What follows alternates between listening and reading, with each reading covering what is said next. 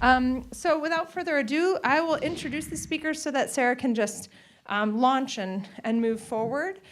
First, Sara Irvine Belson, who is the former dean of the School of Education. She served for 13 years in that capacity and hired me here 5 years ago, so I'll always be very grateful to Sara in that capacity. She's also a stellar researcher who's published dozens of research articles, works on special education issues in particular, and directs the Institute for Innovation in Education, which is, I believe, the unit in the university that brings in the largest amount of money. So she is a stellar fundraiser as well. She'll be moderating and asking questions, and in her capacity, in her private life, also teaches a Catholic class, I believe, on Monday mornings, which is one of the things that made me think of her for this role in this particular topic tonight. David Bryfman, here on my left, has a great title. I really like this title, Chief Innovation Officer at the Jewish Education Project in New York City. He is also, I believe, the very first doctoral student I ever chaired a dissertation of. So he probably doesn't know it, but when I first met you, I was so nervous when you asked me to be chair because I thought, I've never been the chair of a dissertation and I'm not sure. That was years and years and years ago. Wrote a fabulous and interesting dissertation that involved, among other things, ethnographic research in Jewish summer camps. So reading those field notes and learning about that project was fascinating, just in terms of what you learn about adolescence. Much less around Jewish education. And he's originally from Australia, so in addition to talking about his role in the Jewish Education Project in creating innovative programming, he'll also reflect a little bit on the differences between Australia and the US. Donna Denizé, we have Ilham Nasser right first to the immediate left, is senior researcher at the International Institute for Islamic Thought, which is based here in just outside of Washington, D.C. She also teaches as an adjunct in the School of Education. She is a former professor at George Mason University, and then left that role to work full-time on a number of projects for large international agencies and organizations, focused in particular on forgiveness curriculum, and is now leading a project to interrogate issues of empathy, moral reasoning, forgiveness, and sense of belonging and issues like that among students in predominantly Muslim societies in 14 countries, I believe, across the Muslim world. Jeff Guhin is a sociologist, a faculty member at UCLA, who finishing a book that'll be done this spring on case studies of Muslim and evangelical schools in New York City, and is launching a new project looking at Catholic and Muslim education in 6 global cities, I think it is, and we'll be collecting data for that in the spring. And Donna Denizé is the Baha'i chaplain at American University. Some of you may know her in that context. But she also is an award-winning writer and poet and teacher, and has an incredible legacy of writing. And we have had some discussions around these issues around student life and student stress and anxiety and how that relates to themes of religion on campus. So I think those themes will also come to light.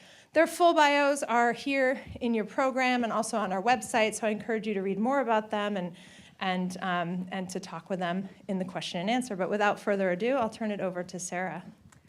Thank you, Cynthia. Can everyone hear me okay?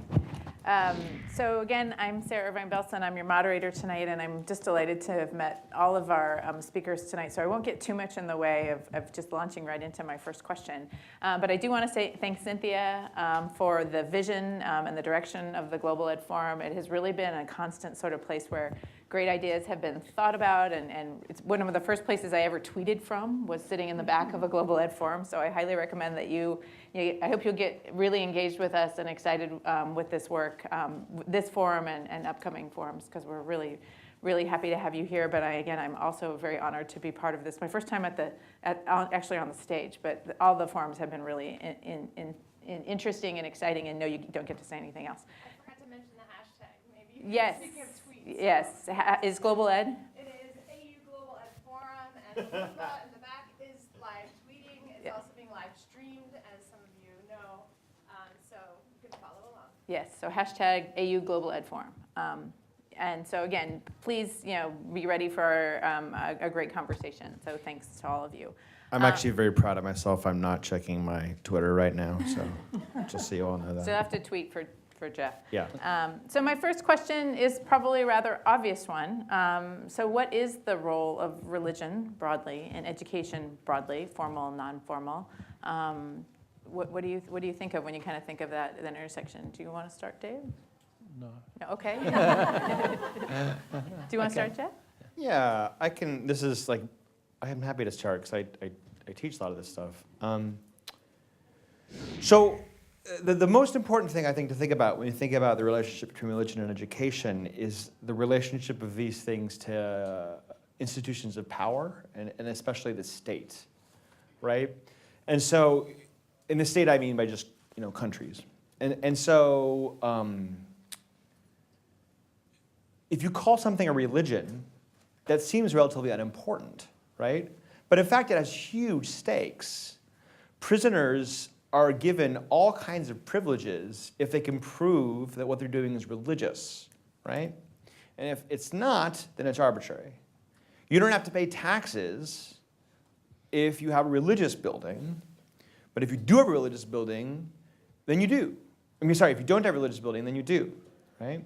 So actually there's this great dissertation a friend of mine is doing about a bunch of families in upstate New York in the 80s who all declared themselves separate autonomous religions so they wouldn't have to pay property taxes on their houses, which actually the IRS will no longer allow you to do. But the point is, religion and the state have this very complicated relationship, right? And so when we talk about the role of religion, it's important to remember that there are deep and really interesting incentives to figure out precisely what the definition is, which becomes very complicated because scholars of religion actually have no idea what religion is, right? So you might say, oh, well, religion is belief in a higher power. But actually, Orthodox Buddhists don't believe in a higher power. The Buddha very famously said, it doesn't matter if God exists or not. What matters is the Four Noble Truths in the Eightfold Path. So you might say, okay, well, then it's believing in something greater than yourself. Kind of, but if you're a secular Jew, you would say religious, but you wouldn't necessarily believe in a transcendent reality, right? But you would still say religion's important to me, right? So when you break it down, the definition of religion is actually extremely complicated, right? And very few people actually know what religion with a capital R is. We know what Catholicism is. We know what Islam is. We know what Buddhism is. Even those get messy, but we kind of have a sense of what they are, right? But religion, we kind of know, but again, it gets messy. And the same thing with education, which is actually a very similar process, right? Especially with the state. And so the state has an incentive to say this is what education is, this is what it's not. Because if you think about it, it is a remarkable turn of events in the past 400 years, and this is a very recent thing, that the state feels it has the right to take your children away from you for a significant portion of each day, for a significant portion of their life. And if they're not taking them away from you, you, the parent, are obligated by the state to give them certain lessons via homeschooling, right? That is fascinating. That is a fascinating change in the history of human societies, right? And so we call that education. But in fact, throughout all of human history, education has happened, right? People have learned languages, people learn the skills of their parents, people have learned, how to cook or farm or make bread or make weapons or make bricks or whatever, right? So schooling is actually a very interesting thing that we sociologists call an institution. Now, institutions are a tricky term in sociology. And basically what it means is the kind of idea that is imitated, right? So schooling, in this case, would be an institution. The university would be an institution. American here would be what we sociologists call an organization. It would be an actual place, right? But the idea of the university and as a thing to imitate would be education, or would be an institution. Now, what's so interesting about schooling and education as an institution is how it has become a truly global phenomenon. So if you're interested in this, there's a group of people called the Stanford School, led especially by John Mayer at Stanford, who write about this all the time, right? But the sort of diffusion globally of education as something that everyone else has to do is this really interesting phenomenon that's actually very new, right? And linked in many ways to global banking, IMF, UN, all sorts of things like that, right? So what does all of that have to do with religion? Well, historically, whatever we're defining religion as has been a source of reproducing values and reproducing commitments. So on a global scale, and even to some degree here in the United States, a lot of religious people are nervous that education, specifically public education, and the state saying your kids have to be here part of the day for certain years of their life, is seeking to form them in ways the religion previously formed them. And to be honest, they're not wrong. The history of American public education was in many ways a Protestant effort to make Catholics and Jews less Catholic and Jewish and more Protestant, right? And you can see a very, very similar logic in how right now moral education language happens in inner city KIPP schools talking about children of color, right? It's the same sort of moral mission to change you. Your parents can't do it, we have to do it for you, right? Whereas previously it was Protestantization, now it's, for lack of a better word, white middle classization, right? So how do we think about that? How do we think about that tension? And this is where, to come back to the beginning, religion as a term is useful but also not useful. Because religion as a term, on one hand, helps us to think about things like Catholicism or Judaism. But if you think, well, you know what, those actually don't necessarily have any one thing in common, we can think maybe what religion is really about is moral formation and moral commitments. And then we can recognize that certain secular Teach for America, KIPP school type commitments can be thought of as a form of religion. And if that's the case, this is actually just the obvious genealogical descendant of Protestant efforts to force Catholics and Jews to go to school to become more Protestant. That's great. That's a wonderful perspective. Ilham, do you want to jump in? Well, I mean, I agree with most of what you said, but I tend Most. to see education as more as broader than just schooling. So education can happen within cultural context that can be done by a grandma or by an elderly in the village if it's outside the school doors and buildings. It can happen in a social setting, and it can happen in religious settings as well. So for me, education is not necessarily the institution of education, but it's how we really raise the new generation to become whatever we want them to become.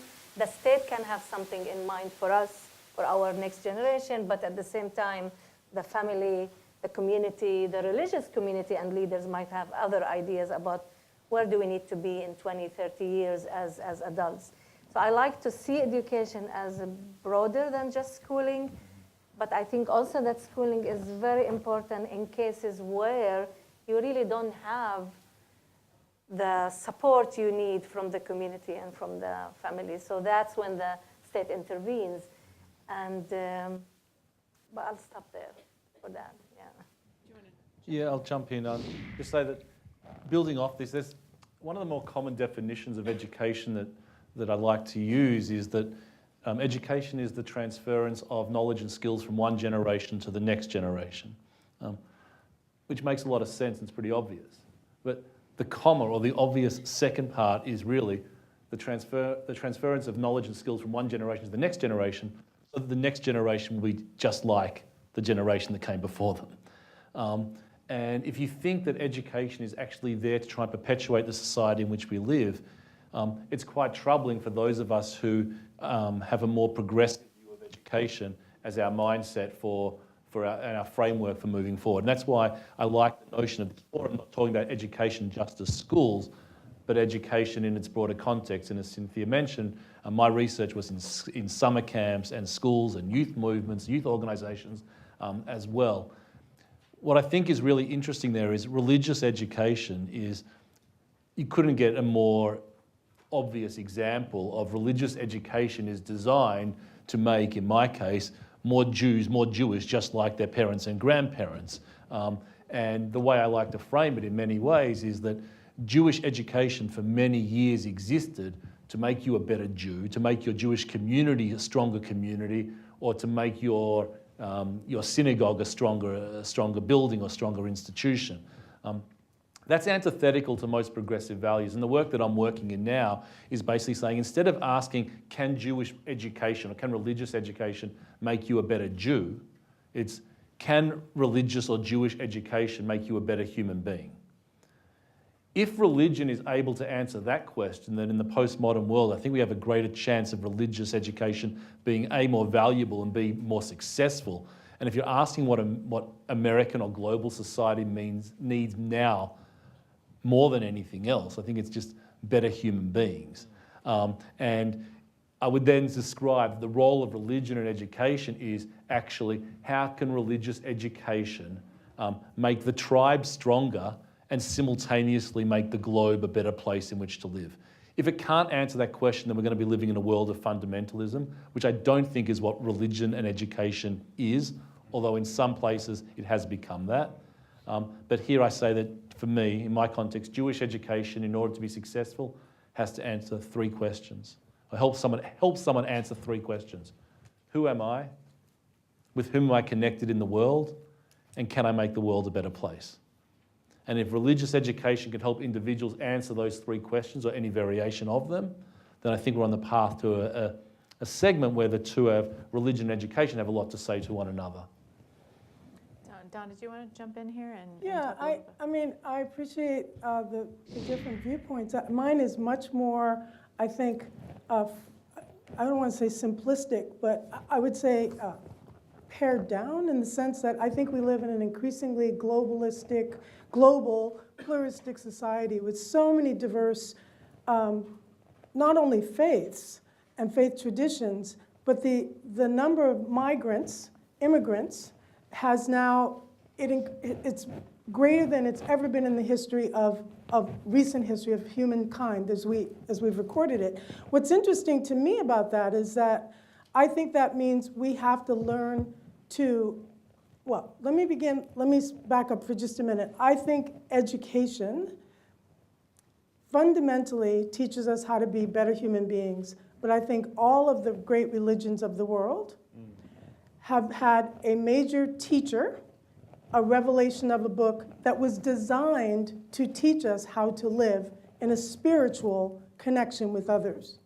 And so the focus has been unity. And so whether we like it or not, it's not just tradition, it's these teachings, forgiveness, justice, whatever that may be. And so in the end, the real educators were Jesus, Muhammad, Buddha, Zoroaster, and they all had a fundamental spiritual teaching. And if that's not what education at a university ultimately is meant to do, then I'm kind of confused about what education should do. Because I see a university as a place where you can unravel what is absolutely maybe mysterious, difficult. This is where you test ideas. This is where you make things clearer.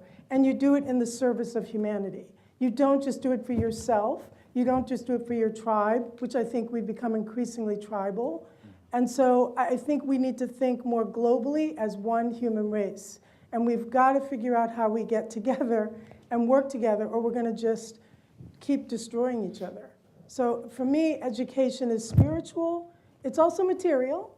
You know, I mean, like, we have to live in the material world, but it's also about human civilization, which is the arts, the humanities.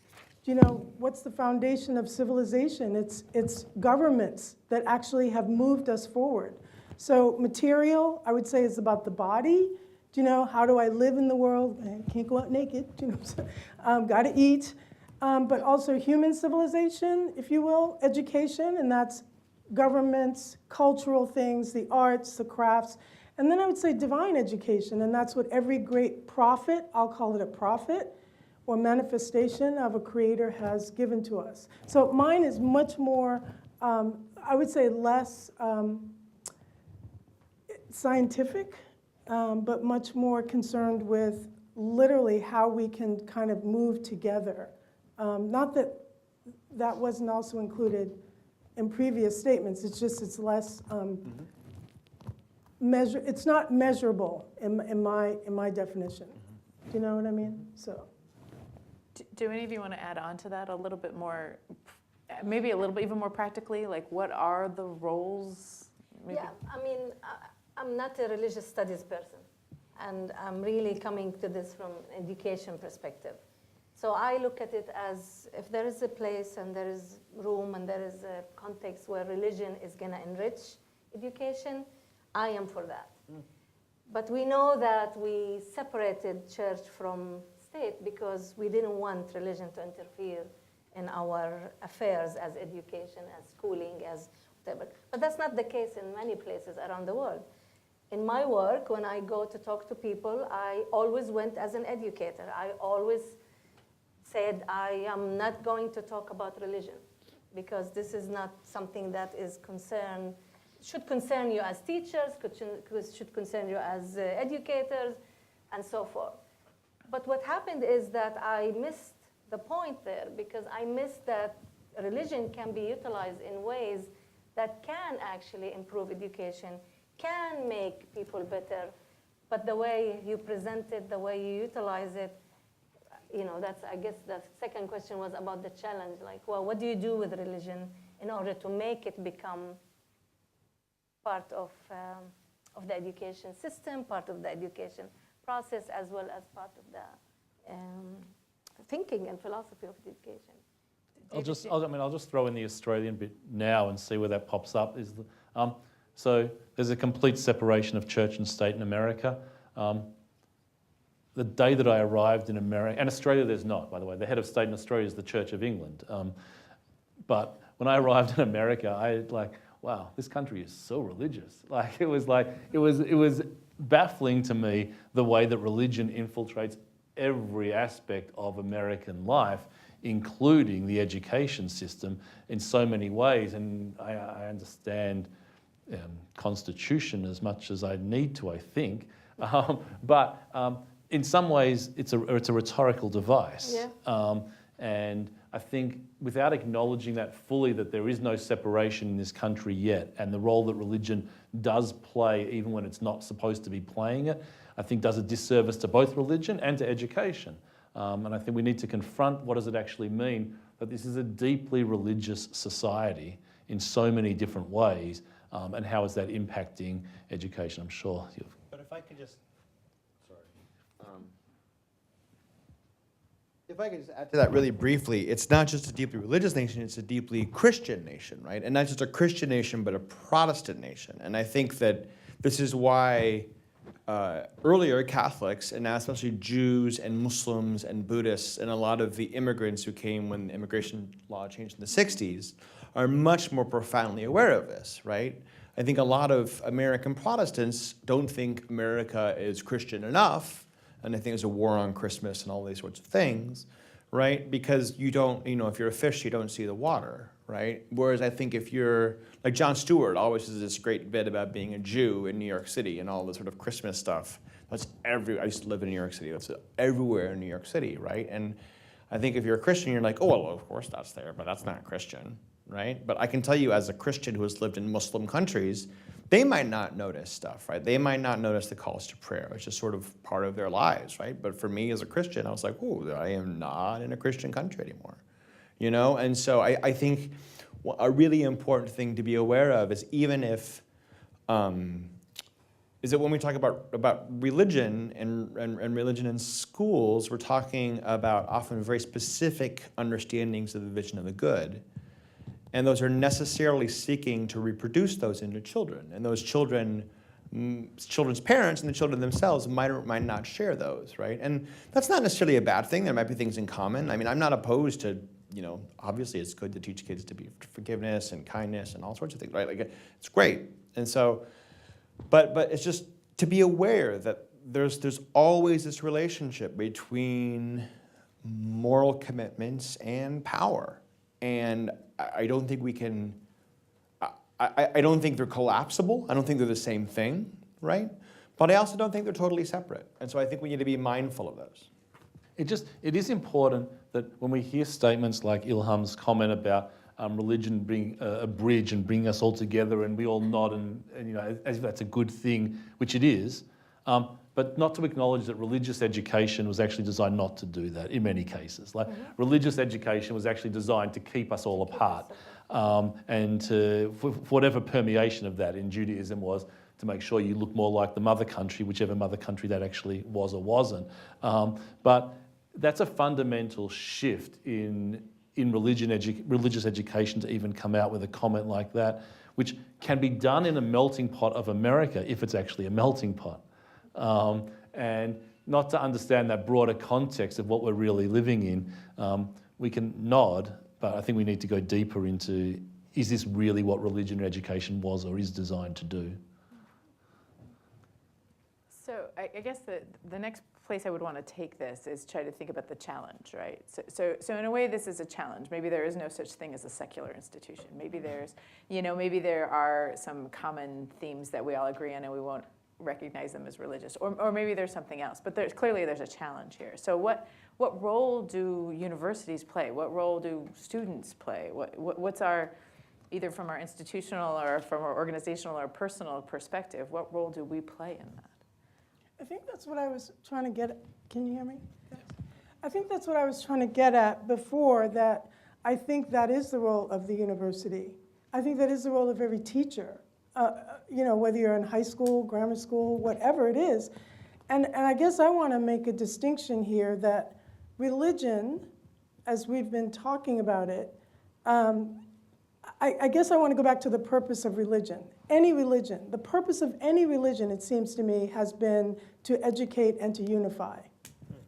And so the problem is that we get stuck on the traditions, and we get stuck on the repetition of the tradition. So what is your identity?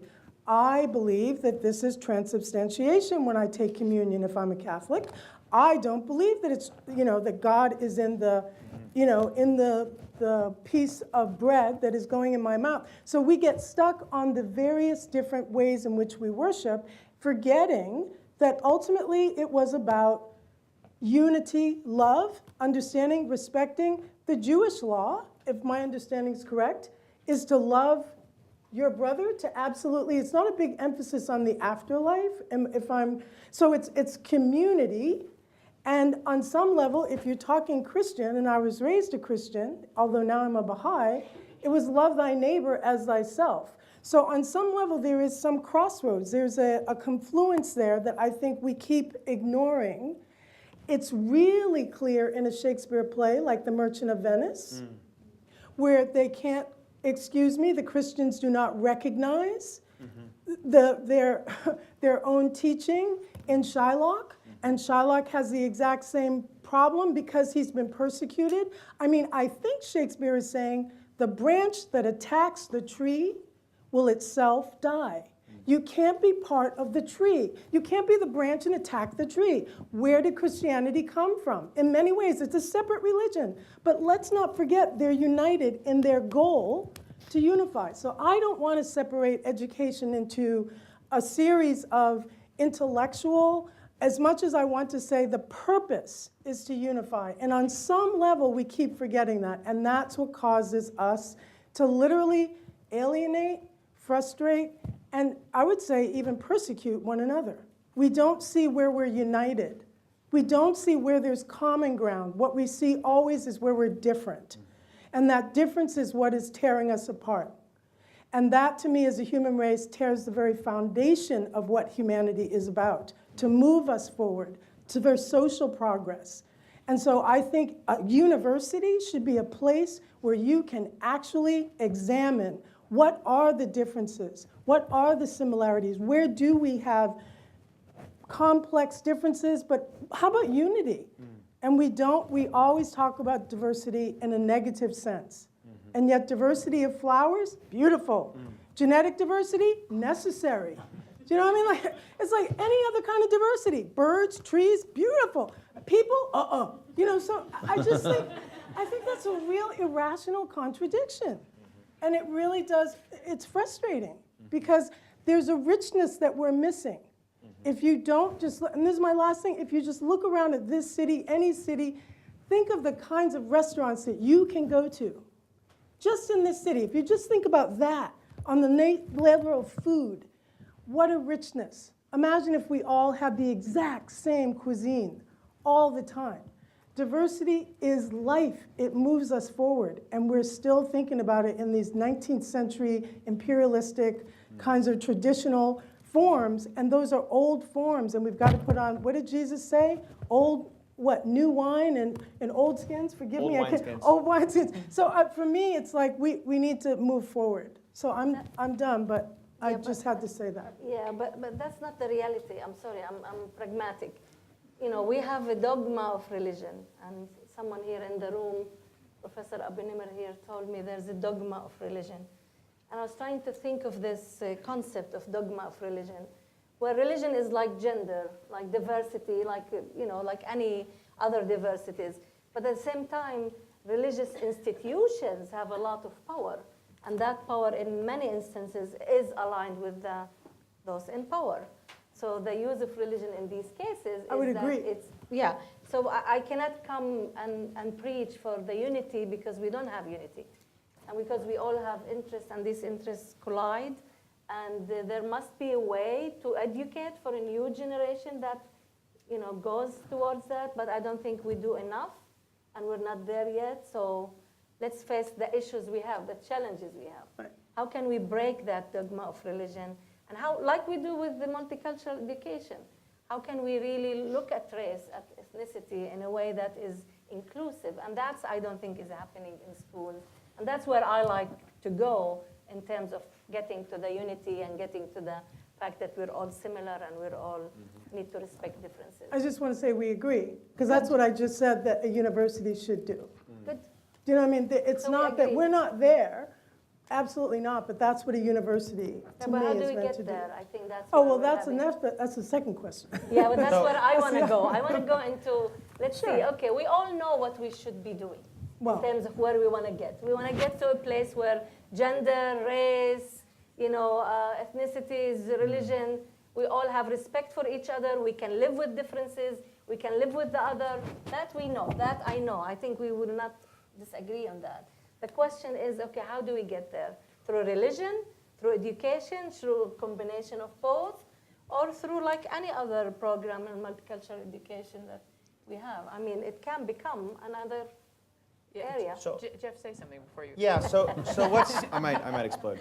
So Already? yeah, it's all right. No, I'm just wondering what the space for conservatives is in these stories, right? Like, so I studied conservative evangelicals and conservative Muslims, Sunni Muslims for my dissertation, and they actually wound up having a lot in common without recognizing it. And one of the things they had in common is they all together thought I was going to hell. And so the evangelicals thought I was going to hell for being a Catholic. The Muslims thought I was going to hell for not being a Muslim. And so it was nice. We had these conversations, right? And they'd be like, "You're really nice, Jeff, but you're probably going to hell." And then I'd be like, "All right, I'm glad you let me know." So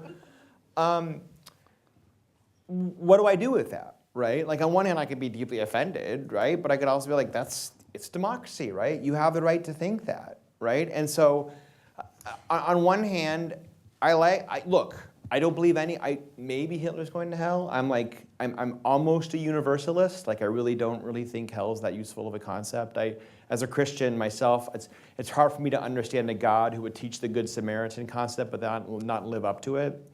So, you know, it's difficult for me to believe in hell, but I know people who really do and take it really seriously, right? And so I think they're free to think that, right? And so I think part of the role of a university is, and again, I mean, you can look at my Twitter for 35 seconds and find out I'm about as lefty as they get, right? So it's not that I am myself a conservative, but I've benefited tremendously from talking to both sort of intellectual and economic conservatives and also religious conservatives, right? And so thinking about the role of people who honestly think there is one truth and it's mine and you're wrong, right? We don't just, it's not different paths to the same mountain. It's different paths to the right mountain and certain paths to the wrong mountain, and you're going to the wrong mountain, right? And I think those are interesting, right? I think those are interesting conversations. And I think trying to sort of make it seem, so Stephen Prothero has a great book called God Is Not One. And kind of the point of the book is like, look, people have really important disagreements about what God is and what religion is. And it's worth thinking about those, right? And so, and I don't mean any disrespect to the Baha'i faith or the Baha'i tradition, right? Which I think has a very beautiful, and honestly, I'm more intellectually drawn to that, this sort of way of seeing these commonalities and these connections. But I think there's a lot of people who intellectually aren't there and don't want to be there, right? And what I wonder about is the role of the university in creating conversations for those people that on one hand don't make them, because I teach sociology of religion at UCLA, and two of my most common groups are militant atheists and conservative evangelicals,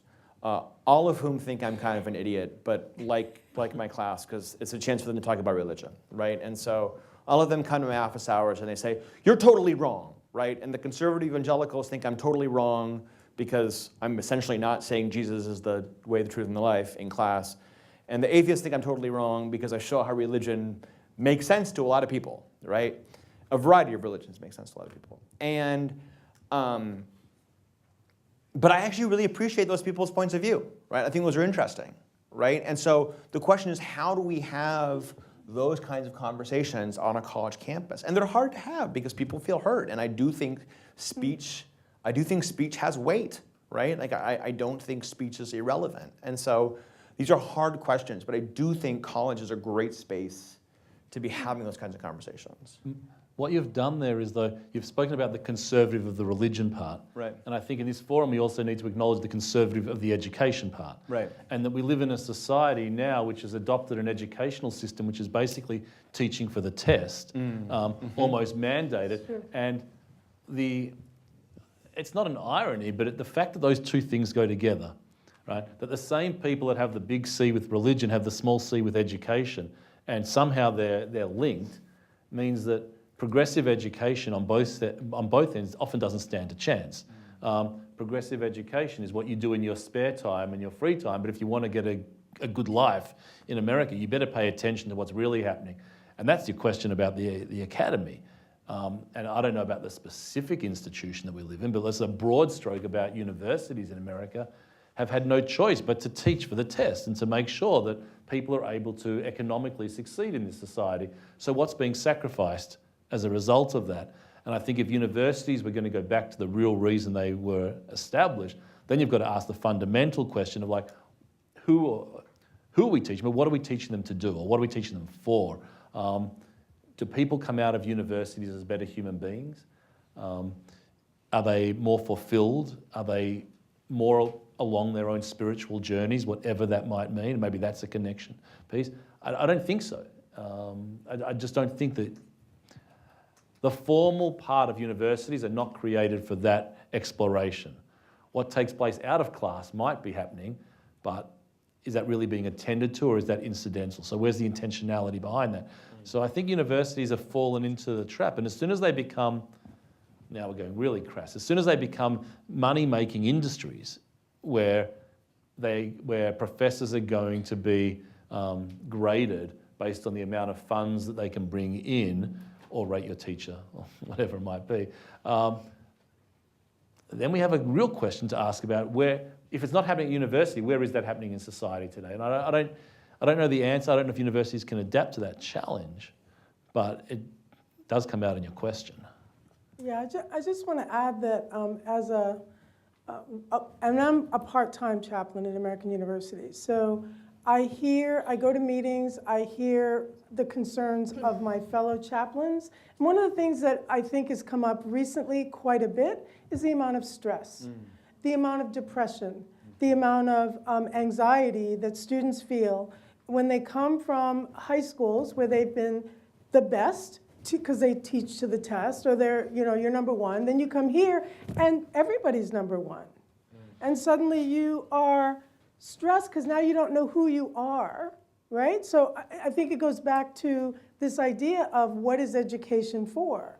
And education should be about more than just material education, like material goal. It should be about exploring and opening your mind, but also your spirit, so that there is some sense of connectedness with other people. And I do think there is a practicality to that. It's not just all, optimism and can't we all just get along, let's hug. Okay, I'm not saying that.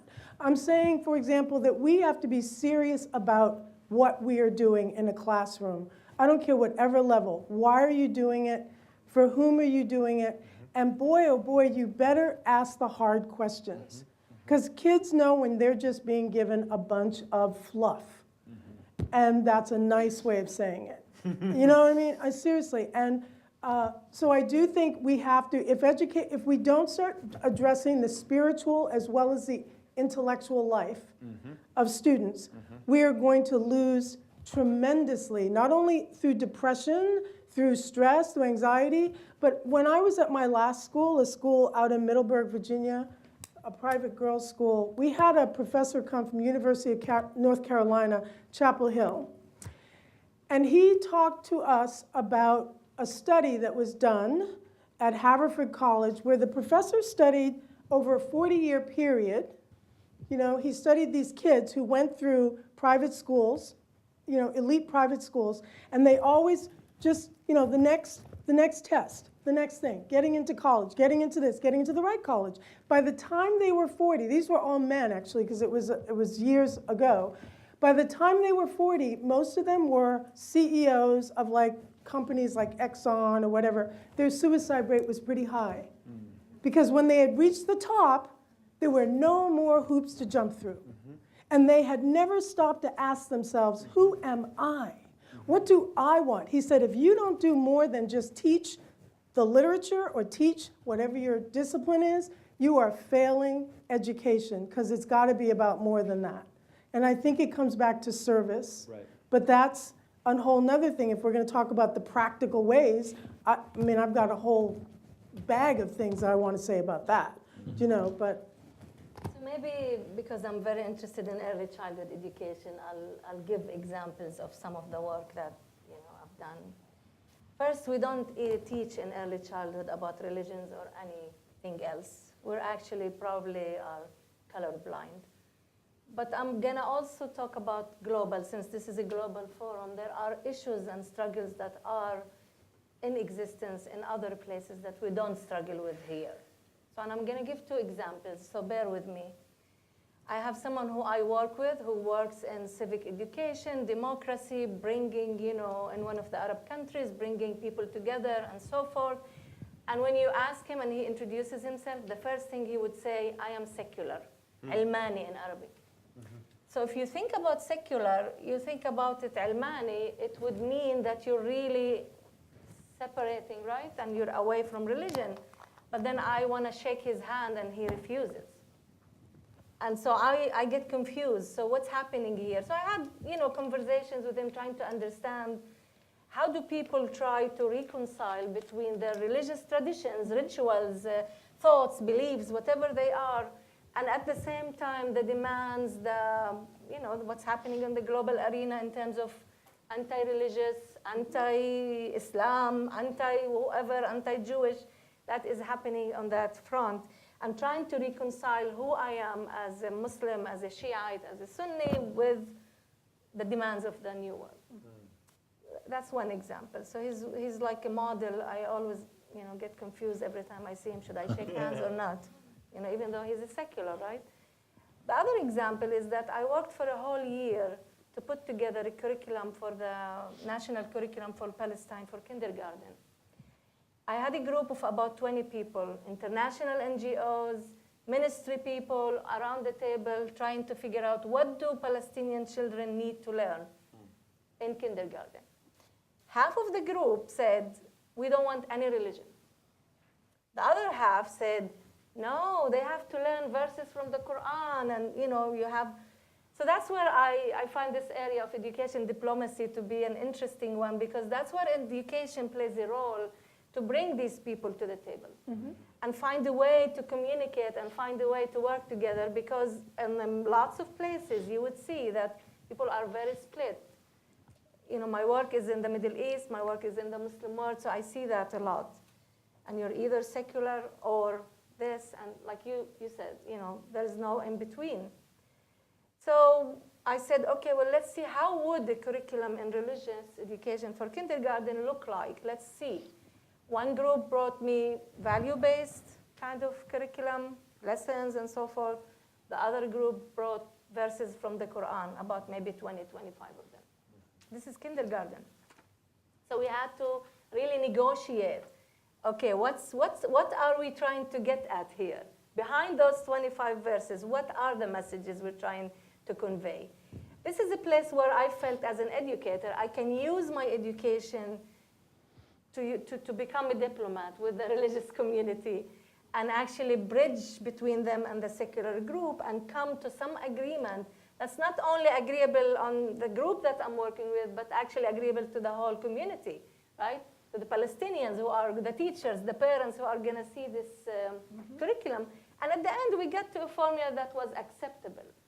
But my arguments and my motivation was, what is appropriate for the age of the child? What is appropriate for the age of the learner?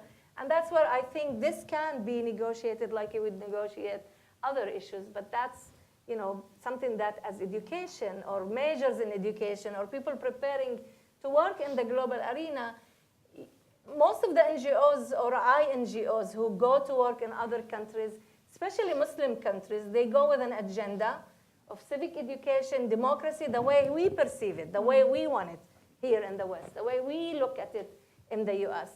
And we try to, in a way, convert the locals, right? Convert them to become believers in our democracy, which I don't think we have here, but let's say we do. But so we're sending messages there that are not authentic. And that's where the resistance comes into play. The first thing we're told, are you coming here? I think we were told that yesterday or the day before in our symposium. Are you coming here to tell me that my traditional ways of teaching the Quran, to memorize the Quran, are not okay? That was the first thing we were asked yesterday. And so we didn't say, no, we responded that, no, it's one way. But there are others, and let's see how we can learn from each other, as educators, as people who are interested in the child first, and then leaders and whoever comes after. Sorry, it took too long, but just wanted to illustrate that. Can I offer another example on a more local level? I think the examples are helpful in some ways here.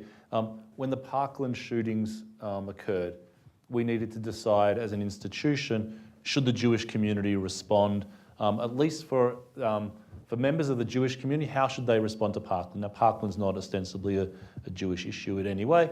And just so you know, the organisation that I work with is pluralistic in the Jewish community, which means we cater for the ultra-Orthodox Jews in Williamsburg, and we cater for the secular Jews who go to Jewish community centres. And by the way, they vote like they look in many ways. And just to give some demographics, like 10% of the Jewish population in America regards themselves as being Orthodox. And about 70 to 80% of the Jews in America have always and probably will always vote Democrat. So you've got a community here which is split, and the Parkland issue comes up, and it's a highly political issue at a certain point. And we made the decision, and I think this is an interesting point. It says we cannot avoid it. We cannot avoid it. Let's not get into Second Amendment stuff. But let's not avoid it. And we said, the way we said it was, if we cannot tackle every single issue of significance under the guise of education, then we're useless. We've actually lost our relevance and our utility in American society today. And we have now pushed ourselves, and education doesn't mean we give the answer. Education for us means we provide the experience of people to reach their own conclusions. But then it became more complicated, and I think your example is interesting. We said, what were people teaching in the civil rights era? Yeah. Were they giving, because everyone goes down to multiple narrative, right? So talk about the people that support gun control and those that want. And so what people teaching in the civil rights here, were they teaching white supremacy that's a valid opinion. You can have that. That's a good thing. You can do that. And also you can be a freedom fighter. Like, no, at a certain point you actually have to make a moral stance. And then it became more complicated. Because I think religion does have a moral stance at a certain point, and so does education. And I think once you begin to bridge the two, then you have a really more, then you have a more complicated discussion. And I think here, the issue of fundamentalism does play out here as well. But I think education, if it's going to be useful, has to be able to tackle the very most important issues of the day. And if it can't help address those issues, then it will become marginalised. And the only other point I'd say, and maybe, Jeff, you've got the statistics on this, is religion is dying in America today statistically, yeah? Like the fastest growing group of religious people in America are the nuns, yeah? N-O-N-E-S, those that have no religious affiliation, and it's growing exponentially.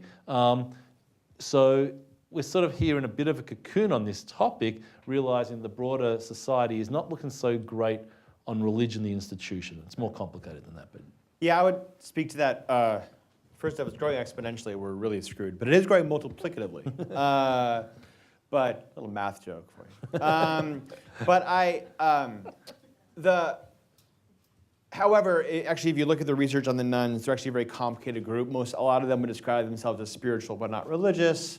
Or they might say they occasionally still go to like mass with their parents or whatever. So, and there's also life course stuff. Like some people come back to church when they have their first kid or when they get married. So there's all sorts of complicated issues there. But yes, definitely there are less religious people than there used to be.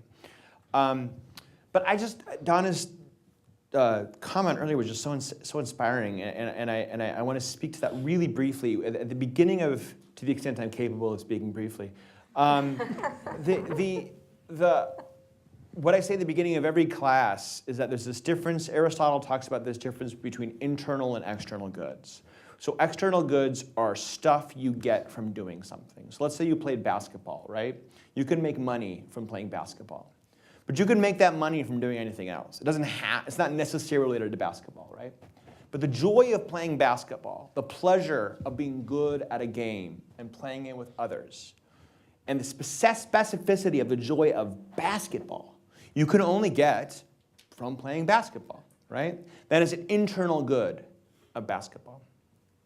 And way too often, we think of colleges and high schools, and junior high, and even kindergarten and preschool, not for their internal goods, but for their external goods. And honestly, that's not your fault. That's our fault. That's our fault, especially we sociologists of education and scholars of education. Thank you, because it's not my fault. No, it's not her fault. La, abada. Exactly. So, Bas Anna, it's my fault. So it's basically just me. I'm Catholic, so I'm used to guilt. It's fine. you think you're used to guilt? Yeah, Jews and Catholics are in competition for guilt and whose mother most dominates their life. So, but the point is, it's probably my mom. I'm not going to lie to you. But the point is, there's this question, right, of what we demand of you, right? What we, the grown-ups in the world, and you're all grown up too, you can vote, you can do all sorts of over 18-year-old things, right? But the point is, like, we eventually are hiring you, right? We're older than you, we're telling you what you need to do, right? And what do we look for? We look for your credentials.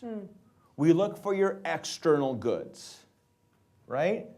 And that does a tremendous disservice to you and your capacity to grow spiritually, right? Your capacity to grow as human beings and actually feel a connection. So I know you're an English teacher, and you can think about this even in one classroom.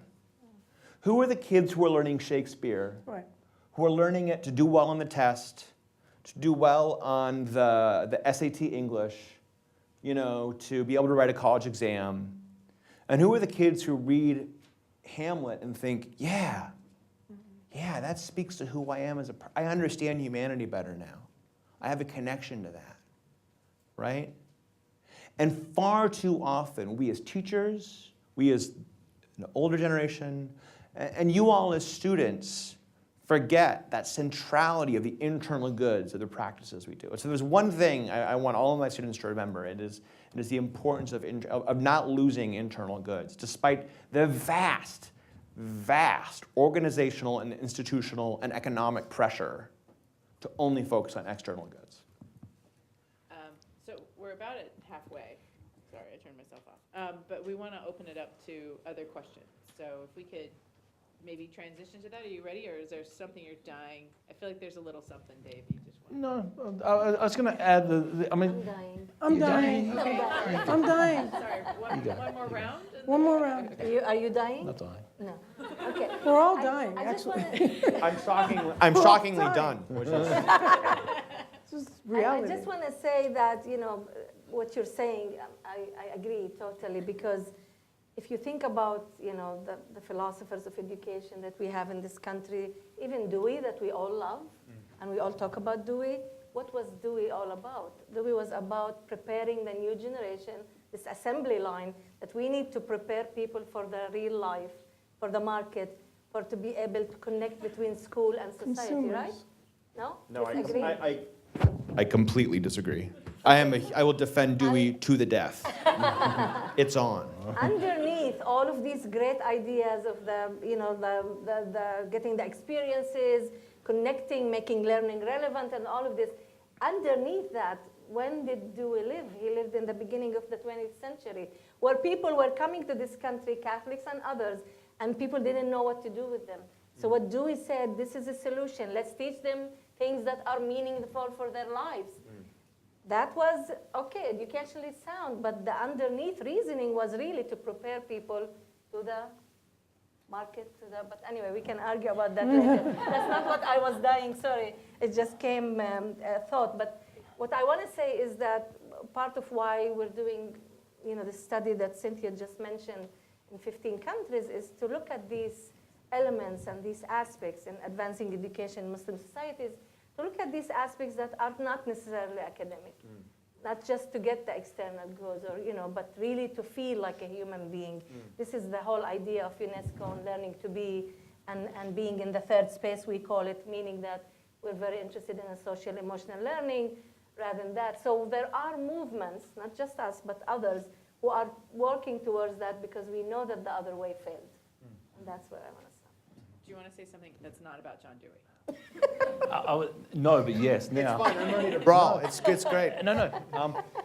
One thing that really, in the American education system, the university teaches a lot about John Dewey, and I think for good reason. I was flabbergasted in many ways that they never mentioned Paulo Freire, for example, and I only understood why once I left the university, as to why universities don't touch Freire, because Freire, in some ways, undercuts the very reason of education as society intended it to be. And Americans are very scared of that. In other countries, in Europe, Freire, who's Dewey? They haven't, literally, there are European schools of education where you don't come across John Dewey at all, and Freire, South America for sure, but in Europe as well, he's the go-to. And if I said before that the purpose of education is to transmit knowledge and skills so the generation looks like the generation before them, Freire said exactly the opposite. It should be empowered to make you look as dissimilar as you want it to be from the generation before. That's not what American education was designed to. So one possible answer would be, is what are Americans actually scared of? And what are universities actually scared of if they actually empower students to be the people that they were supposed to be, rather than those that the academy wanted them to be. So that's. And I just, Thank you, Emma. I'm sorry, I'm dying. Okay. So I really have to say this because, for example, if I have in my classroom, as I have had, a student who comes from a very low income family who culturally does not feel comfortable in a predominantly white environment, and then I have a student from China, and I have a student from Somalia, I am using skills and looking at them culturally. I don't look at them in the same way, and I have to be conscious of what I need to do when that Chinese student gives me something that it's very much an insult to give it back. Do you know what I mean? On some level, even if it's something very pricey, like there's shame, you know, like, so for me, all of the issues of how do you deal with negotiating borders, negotiating differences, we're doing that all the time, whether it's a poor student who comes from the other side of the tracks or somebody who comes from a different country. That's why the immigration issue is the issue of today, because we are now moving together and moving across borders in ways that in waves that we've never done before, and that's going to create much more need for negotiating skills, much more need for how do we work together. And boy, if you're in a classroom, you better know that, because you can wind up hurting people and doing damage if you don't. And you can wind up helping people if you're aware. So to me, the issue, one skill, I'll say one skill, a very important skill that I think is universally across all this discussion, is learning to listen. It is not having the answer. It's learning to listen, and listen with more than just your ears, but your inner heart, so that you can understand what the need is and what that person's experience was. So that was a great transition, because I think listening Yeah. is fantastic. In fact, I was doing a lecture. School of Ed is very Frary, by the way. We got Frary coming out our ears. and I was listening, and I was one point giving a lecture about Frary, and some student said, "Oh yeah, he was my great grandfather." So I was like, "Oh, hello." I have no idea what I'm talking about. So it was, you know, we should listen to these people that are here with us. So we want to hear if you have questions right off the bat. We have someone here with her hand up. Is that how we're going to do it, or? Yeah, we have a microphone around there. Use the microphone so it will carry into the meeting. Yeah. Okay, my name is Colette Chabot. I teach at George Washington University. I teach a course on education in Islamic Asia, to which students who have any interest in religion flock, because there are so few classes that deal with religion. I do want to balance a little bit. I feel like it's really easy to get down on the university and for it not doing all things for all people. It has a certain role.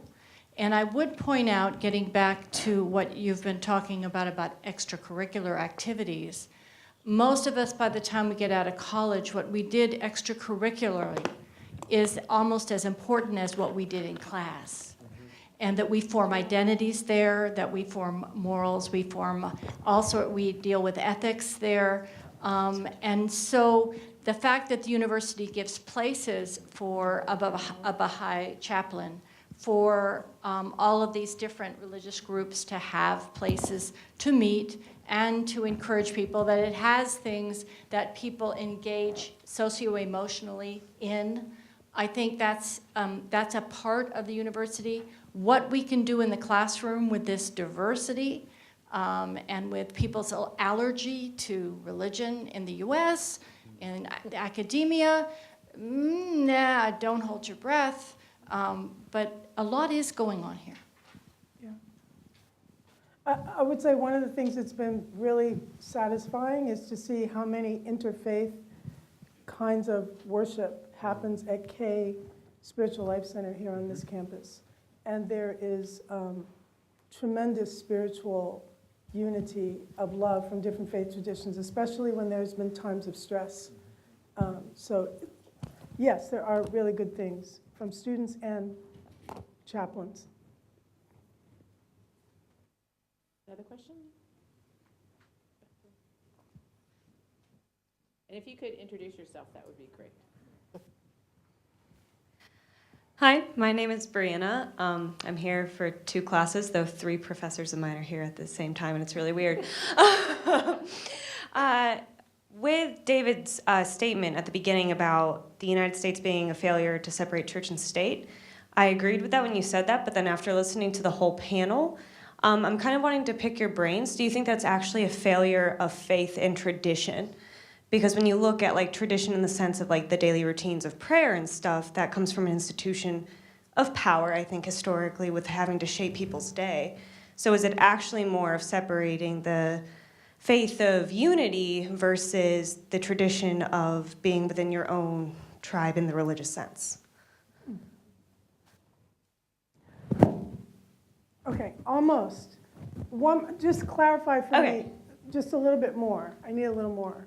I'm not sure I understand. So I was thinking during this panel, the separation of tradition and faith, because I think religion is kind of the molding of the two, because you have faith in the sense of belief and tradition in the sense of practice. So I hope that clarifies it. So if I could just throw out 3 terms that I sometimes use in my sociology revision class. So the first one is disestablishmentarianism, which is a nice Scrabble word. And disestablishmentarianism is the disestablishment of a state religion, right? And that's in many ways what the United States has. And one of the most important pieces of the First Amendment, all the First Amendment's divided into 2 pieces regarding religion. And the second word is laïcité, which is the French, and via the French, the Turkish model of the separation of church and state. And that is much more aggressive. So those of you that know the history of the French Revolution, they actually sort of modeled a new religion, actually with new names of months and all sorts of things, to sort of replace the Catholic Church. Right? So it was aggressively anti-religious and essentially founded a new kind of religion. So a lot of people, when you talk about republicanism, which is not the same thing as the Republican Party, you sort of think of a state that is trying to sort of take on that kind of sensibility, right? And the last one is secularism, right? Now, secularism can mean a bunch of things. Secularism via secular actually has the same root as the French laïque, and so, but they wind up having very different meanings, right? So secularism in the United States, in English sense, come out of this idea of liberalism, which is subtly different from republicanism. Again, liberalism doesn't mean the same thing now as American liberal. It doesn't necessarily mean leftist.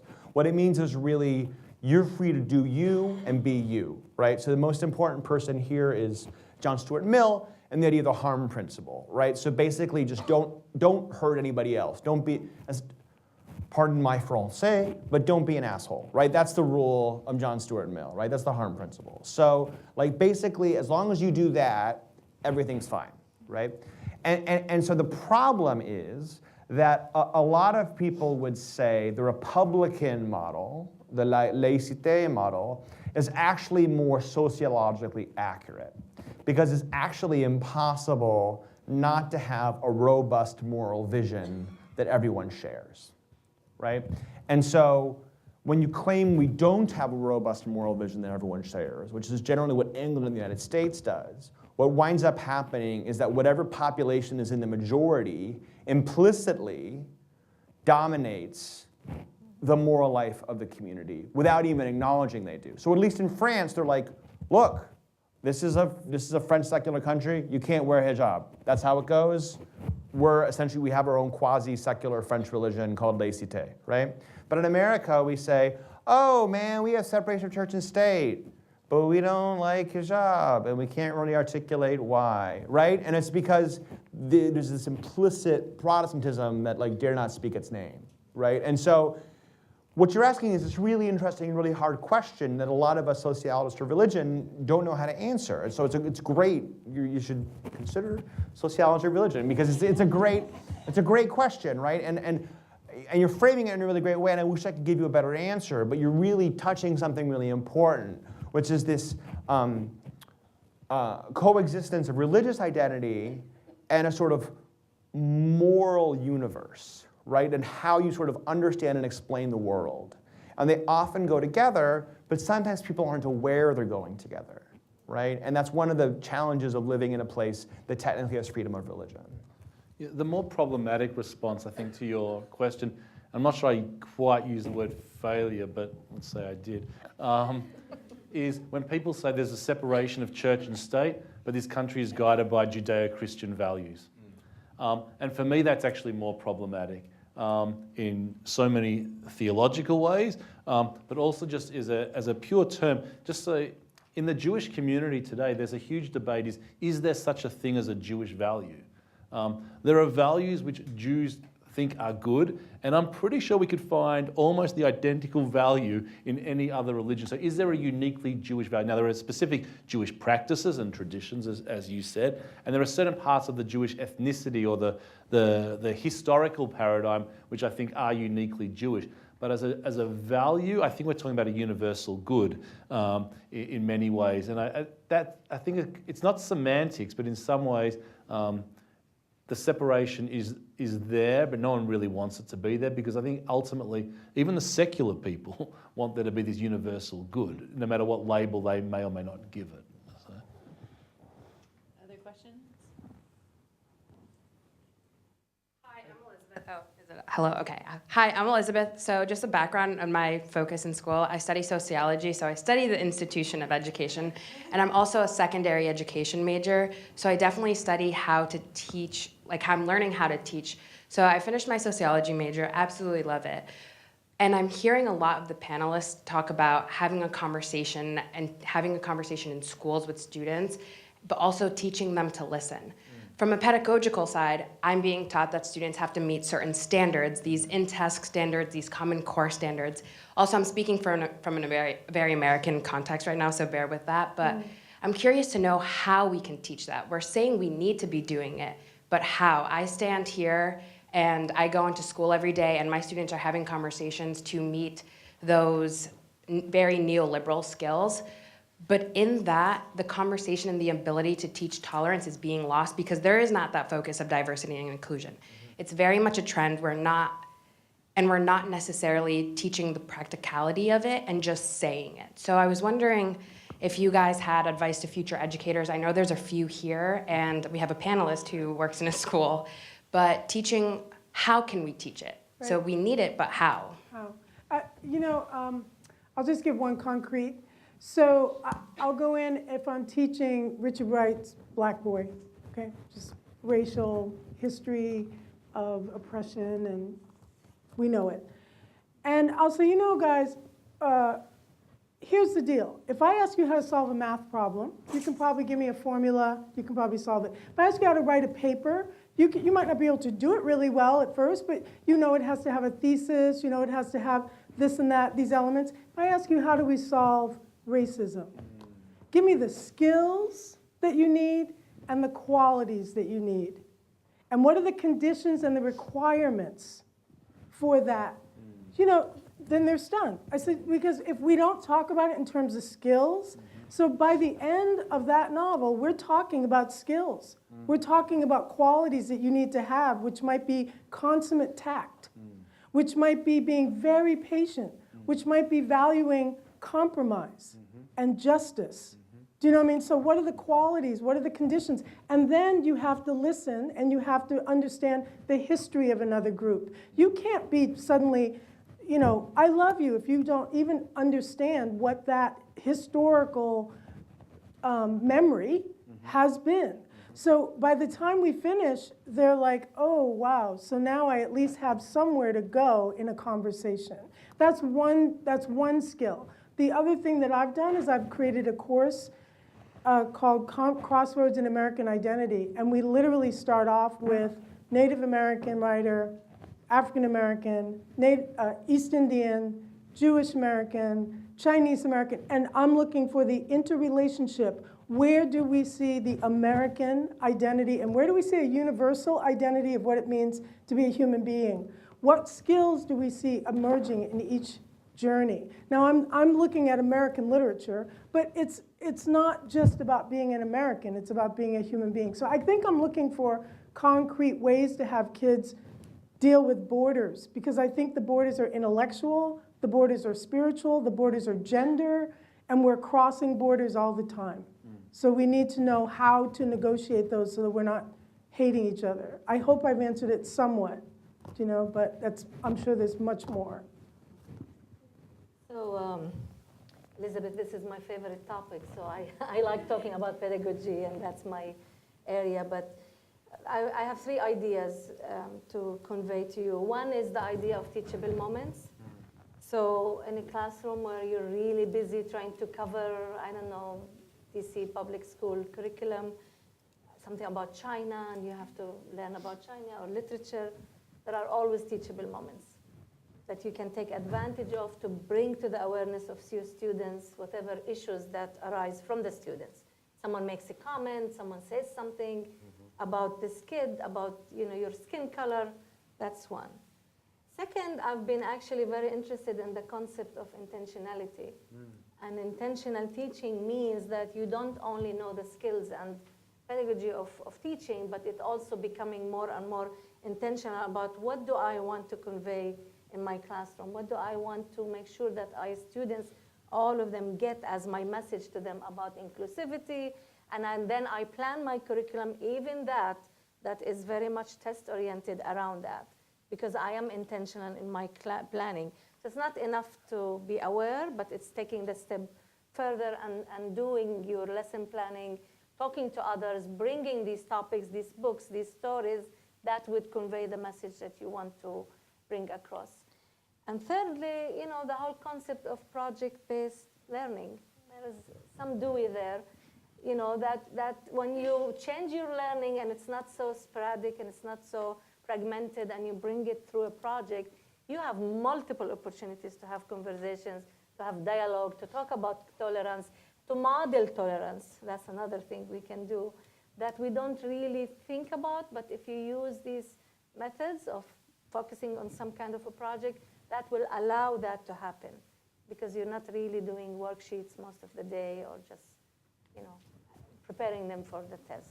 This would be my 3 ideas for you. I do think your question requires a bit of empathy in terms of, I think teachers go into a panic mode, like that they have to, and it's the pressure both of the kids, but I think it's the parents.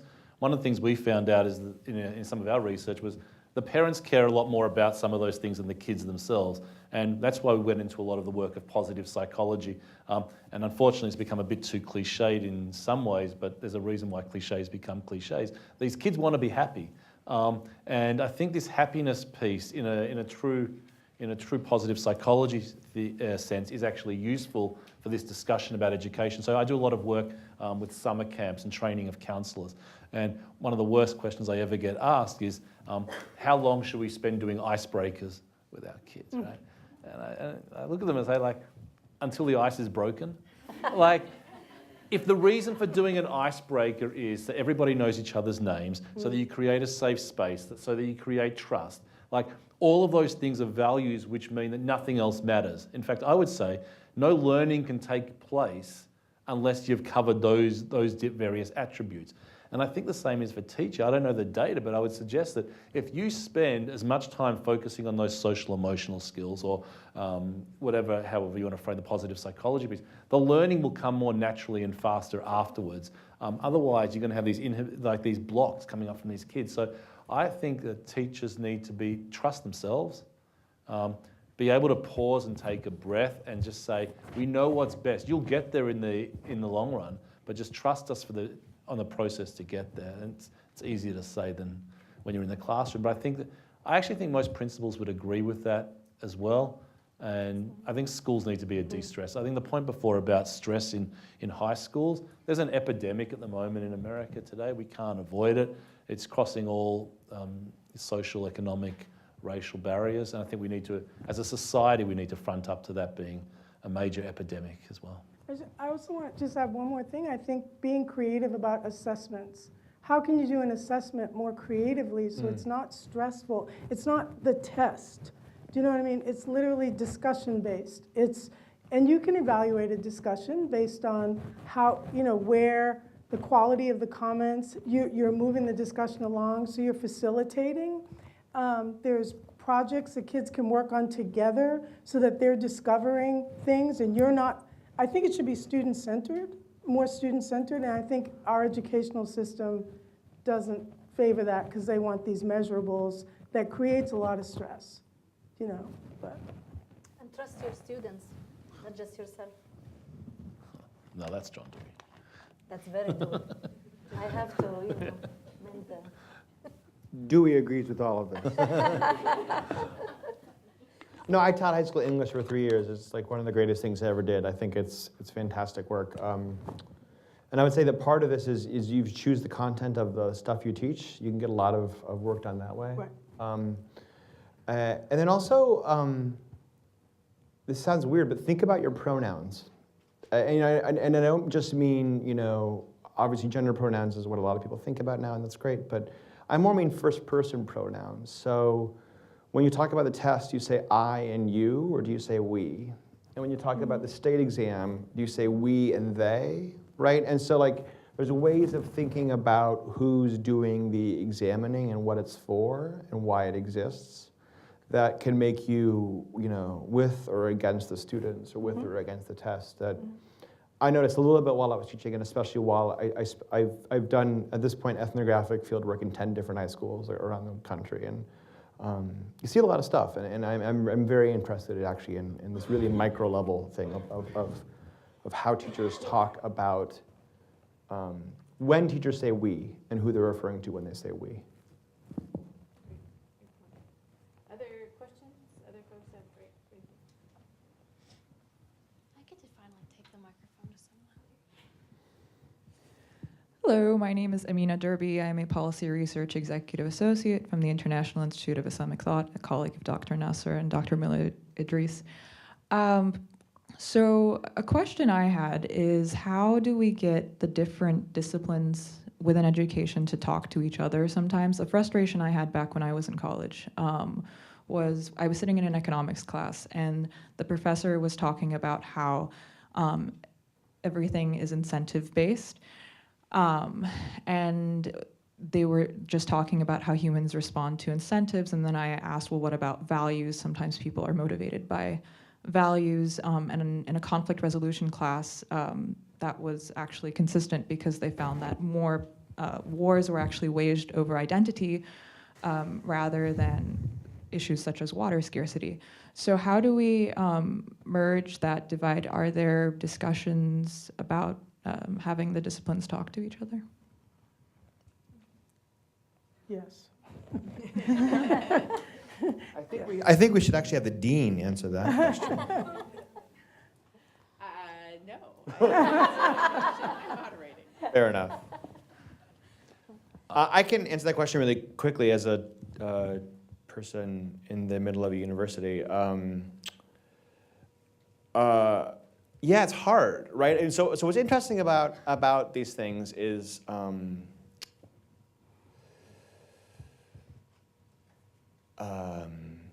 there's a way that economists sometimes forget that rational choice theory is a heuristic and then assume it as an ontological claim about humanity. That was like a lot of $10 words.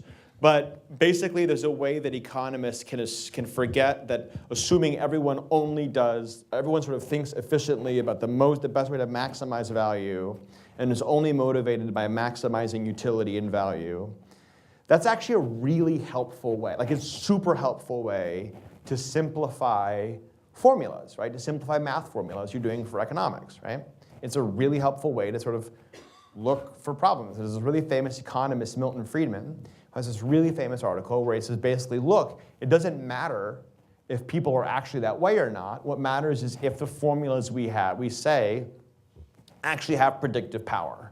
And it seems like they do, actually, so that's helpful, right? That's interesting. So we sociologists, we're basically the anti-economists, right? Like, economists think there's only freedom.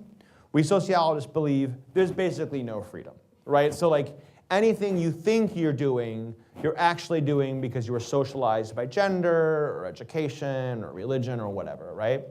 But sometimes we forget that's a heuristic. We forget that's just sort of a useful tool for us to think with, right? And so I think part of the challenge, and this gets to the challenge of conversations about religion too, is we in academic disciplines keeping a level of intellectual humility, right? And being willing to say, this is a helpful way for me to think about things, but I recognize that for you, that's a helpful way for you to think about things. And how can those speak to each other in interesting or creative ways, right? The problem is often there's an institutional incentive to colonize, right? And to say like,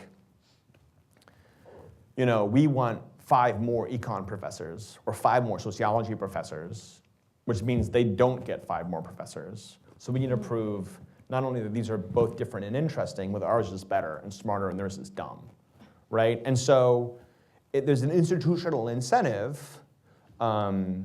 which deans, who might or might not speak, can do a better or worse job of encouraging a kind of collegiality among the disciplines, or turf warfare. So to address this point, unfortunately, interdisciplinary programs haven't been looked at as, science or, good enough. There are examples, and I'm familiar with one that's local and not here, where there is an interdisciplinary program where students can actually combine those different disciplines they're interested in, economy, education. But when we are in discussion, when I was at the university, the discussion was, are they good enough? Because they're not really a specific discipline. They're not sociology, they're not education, they're not this. We're actually sitting in the School of International Service where there was an attempt to bring education with the Peace and Conflict Resolution program. I don't know if that program still exists. I don't know if you have interest in it. But that's a model where you can bring, education into other disciplines. And I think it would be wonderful if we can encourage to do though. Right? Most people would agree with that. It's this when faculty become territorial, that if I go into this, then I'm losing something. And if you're in the tenure track and all of that, that adds to the complication of not being so respected if you're in an interdisciplinary area. I'm sorry. I'm just Should I saying, cut you? unfortunately, I'm this sorry. is the case. I didn't mean to cut you. No, go ahead.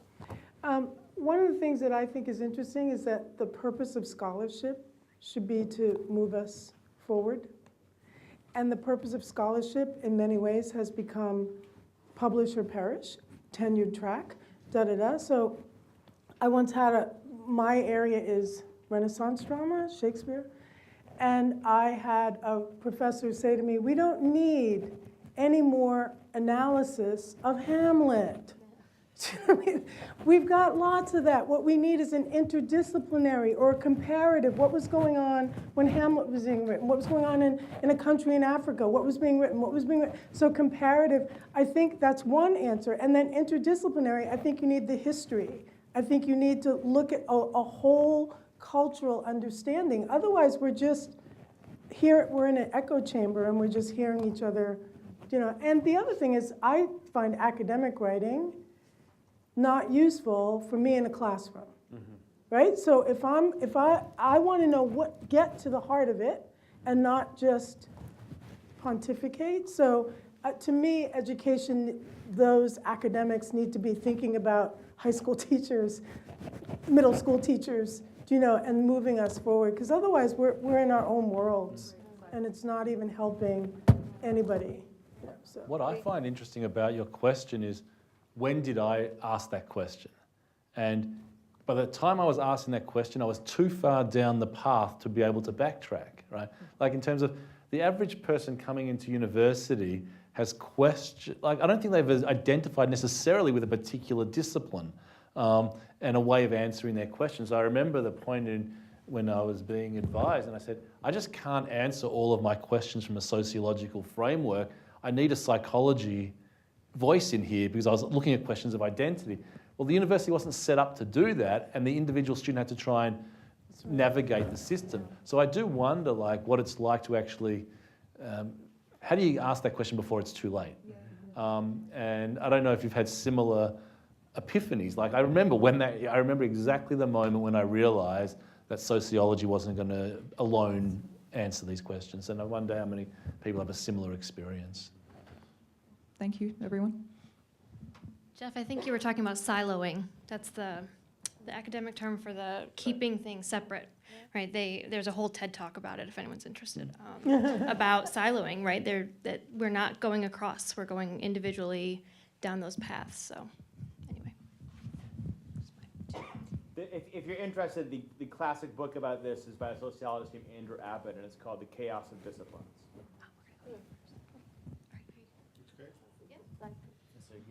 Yeah, Mohammed Abu Nimr, I'm professor here at the School of International Service, and I teach a class for freshmen today on culture, religion, violence, and peace.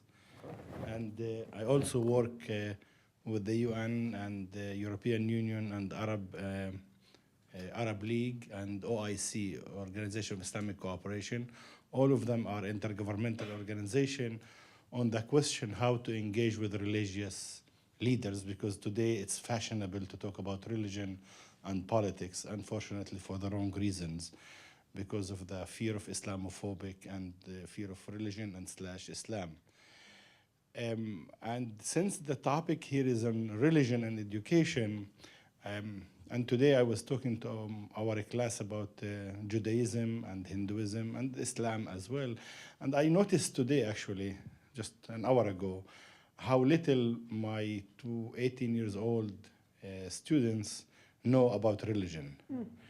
And they just arrived to the AU, and I'm bombarding them with difficult reading a little bit about religion. And then I realized that they are in the same position like the European Union and United Nations diplomats who would like to engage with religion, but they really have zero religious literacy, meaning they don't know what fasting in Islam, they don't know what Christ mean for a Christian Protestant person. And that sense of literacy is maybe one of the basic things that the education in a place like this can do. So if our undergraduate, all of them when they're coming in, they get on now, we require multiculturalism because it's safe, by the way.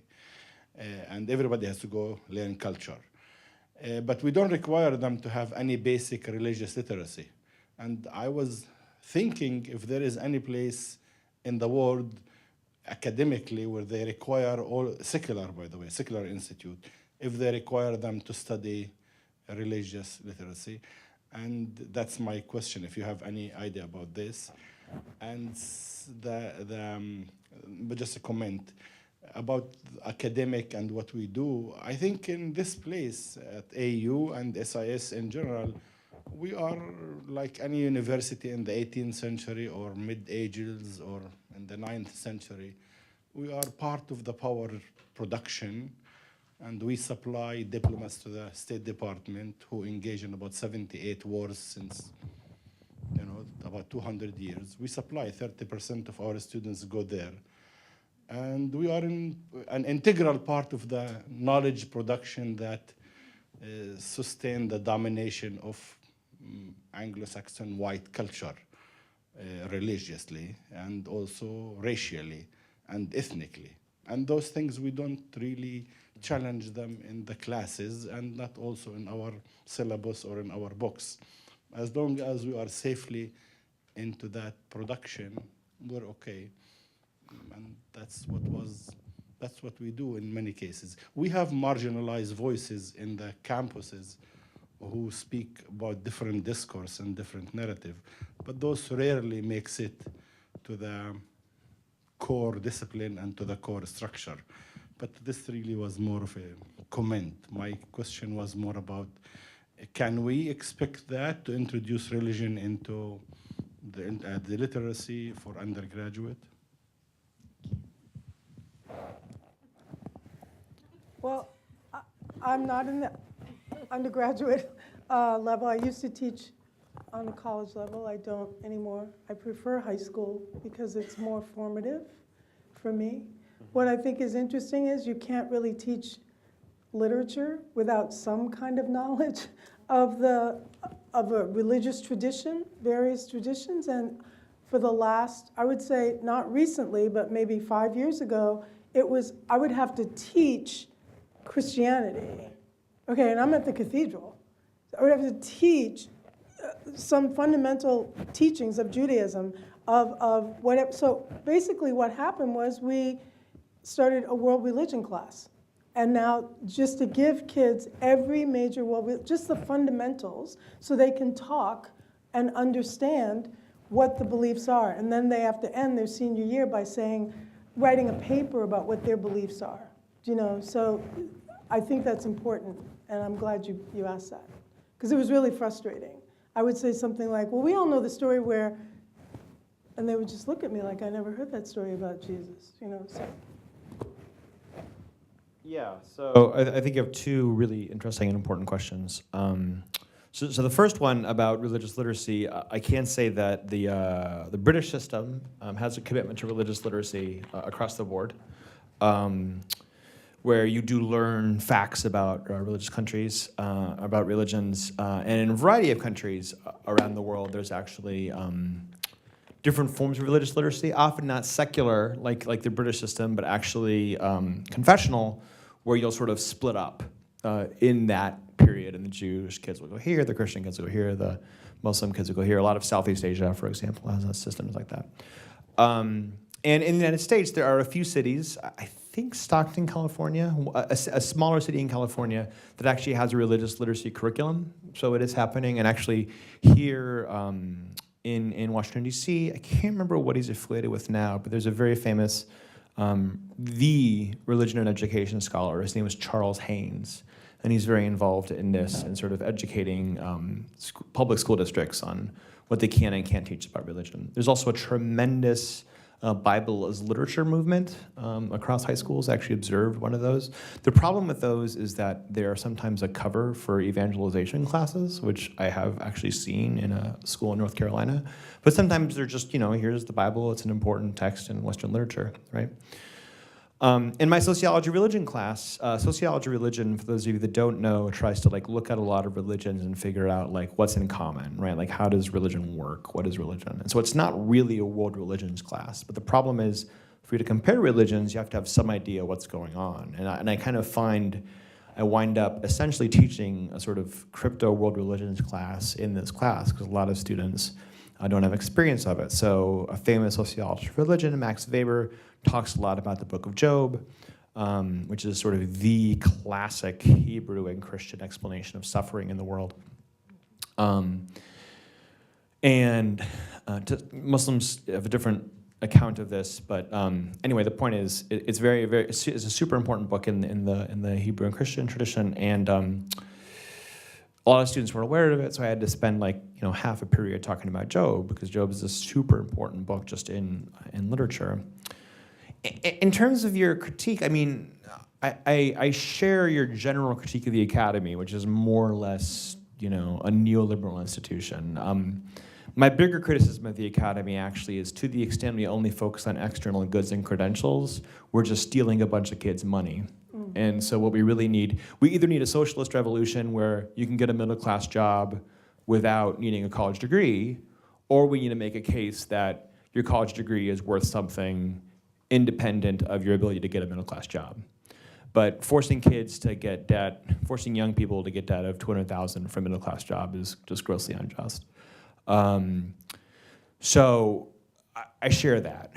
At the same time, I don't share as strong, I respect it, but I don't share as strong of a dismissal of my colleagues in the social sciences. I have colleagues across the social sciences, especially in sociology and anthropology, but also in psychology and economics, who are describing a wide variety of social inequalities and calling them to mind in major publications. So even economics, which even 10 years ago was pretty uninterested in these things, is increasingly very interested in racial and gender disparities. And so I respect what you're saying, but I think just empirically, if you look at publications in social science journals, there's actually a tremendous amount of critique of the society at large. I'm going to answer your question with the answer that I wanted to give, not really answering your question. But you can't get I'm going to put on my Jewish hat for a second, otherwise known as a yarmulke, and say you cannot have a bar mitzvah in a non-Orthodox Jewish congregation today without learning about other world religions. It's part of the curriculum in order to have the coming of age ceremony, bar or bat mitzvah. You need to, if it's not at age 13, it's age 14 and 15. But that's a religious institution talking about other religions, so it's very, very different. One of the things that I did want to contribute to the discussion, where is that? in any non-Orthodox congregation today in America, the coming of age ceremony requires that. I also wanted to contribute to the conversation in terms of today is what is ostensibly Jewish that could be added to the conversation about religion and education today? And the two examples when I was thinking about this question were, one is the concept of the Sabbath.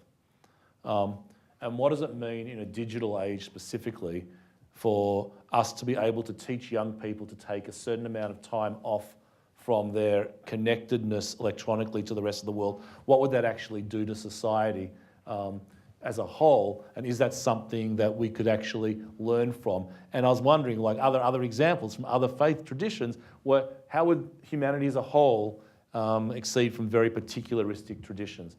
But what triggered that response was something a bit more sensitive in some ways.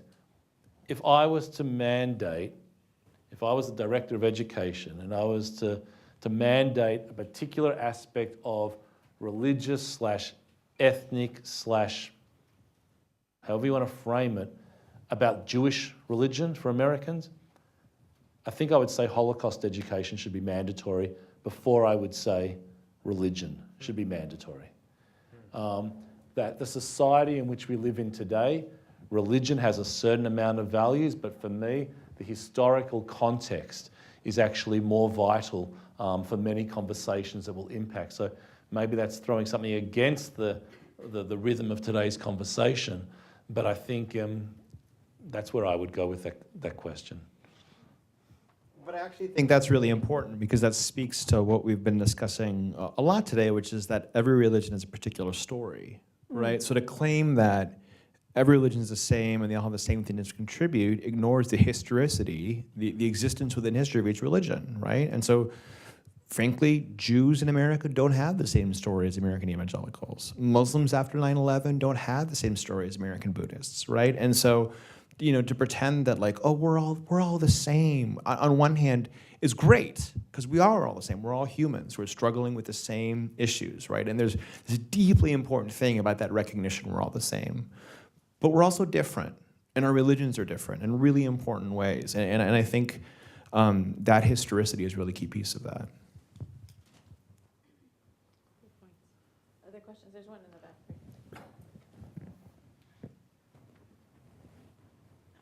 Hi, I'm Madeline, and I'm a sophomore in SIS here. And I'd like to preface this with, I stepped into this very blindly. I saw this on Facebook, and I said, oh, that looks intriguing. So please excuse whatever ignorance I present. But I really admired the fact that you pinpointed the idea of conservative education and that there is a disparity between how things are presented. And I believe that the idea of diversity is very accessible to everybody, but diversity itself is not. So how do you target that issue where in communities where sameness is basically the entire community? I don't know. I mean, interesting, sameness. I don't know if there is such a thing that is called sameness in one community. There's always diversity. There's always some kind of diversity. If I'm understanding your question correctly. But if I could, because I'm interested in your answer to this, because. So do you want to? Yeah, well, you've done all this work with all these teachers, and you'll regularly run into teachers in all sorts of parts of the world that will say something like, "We've always done this the same way." The same way. Like, who are you to come in and? Or we're all the same.